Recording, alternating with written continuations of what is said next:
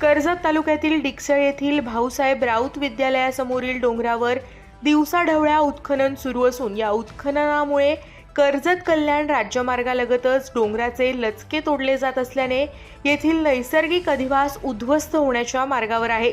तसंच या प्रकाराकडे महसूल व स्थानिक प्रशासन देखील पूर्णपणे कानाडोळा करत असल्याचं चित्र दिसत आहे। डोंगरातून सुरू असलेल्या माती उत्खननाने पर्यावरण आणि शासन महसूल या दोन्हींचं प्रचंड नुकसान होतंय। दरम्यान ज्या ठिकाणी उत्खनन सुरू आहे त्या भागात पूर्वी अनेक प्रकारचे वन्य प्राणी, पक्षी आणि मोर मोठ्या प्रमाणात आढळत होते। मात्र सततच्या उत्खननामुळे डोंगरावरील दाट झाडी मोठ्या प्रमाणात नष्ट झाली आहे। झाडांची तोड आणि मातीचं उत्खनन वाढल्याने डोंगर पूर्णपणे उघडा पडला असून स्थानिक पक्षी आणि प्राण्यांचं नैसर्गिक अधिवास उद्ध्वस्त झालेत। याचा थेट परिणाम म्हणून अनेक प्राणी व पक्ष्यांचे इतर भागात स्थलांतर सुरू झालंय। पूर्वी या परिसरात सतत ऐकू येणाऱ्या वन्यजीवाचा आवाज आता जवळजवळ पूर्णपणे लुप्त झालाय।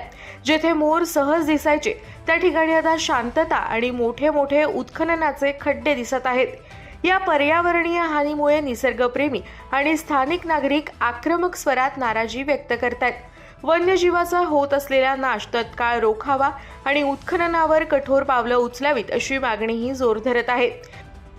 दरम्यान स्थानिकांच्या मते काही दिवसांपूर्वी हे उत्खननाचं सर्व काम रात्रीच्या वेळी केलं जात होतं। हे सर्व राज्यमार्गाच्या अगदी कडेला सुरू असूनही महसूल विभाग, वन्य विभाग किंवा पोलिसांकडून कोणतीही कारवाई न झाल्याने आता JCB आणि डंपर बिनधास्तपणे दिवसाढवळ्या डोंगर पोखरताना दिसत आहे।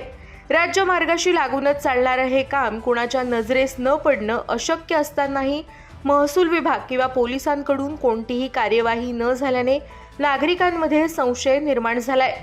दरम्यान या सुरू असलेल्या उत्खननाबाबत आता अनेक शंका उपस्थित होत आहेत। सर्वात पहिले म्हणजे हे उत्खनन करण्यासाठी प्रशासनाकडून योग्य परवानगी घेतली आहे का? तसंच या कामासाठी रॉयल्टी भरली गेली का? आणि नेमकी किती माती काढण्यात आली याचं प्रशासनाकडून योग्य मोजमाप झालं का? यावरही लोकांचा संशय आहे।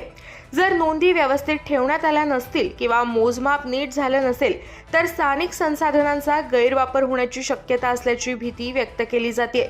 त्यामुळे पूर्ण प्रक्रियेत पारदर्शकता किती होती यावरही प्रश्नचिन्ह निर्माण झाले आहे।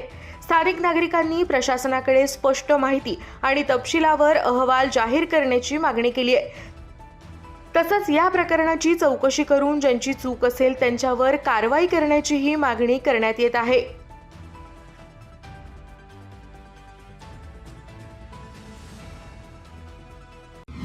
आपल्या परिसरातील ताज्या बातम्या आणि घडामोडी सर्वात अगोदर पाहण्यासाठी कर्जत अपडेटला सबस्क्राइब करायला विसरू नका।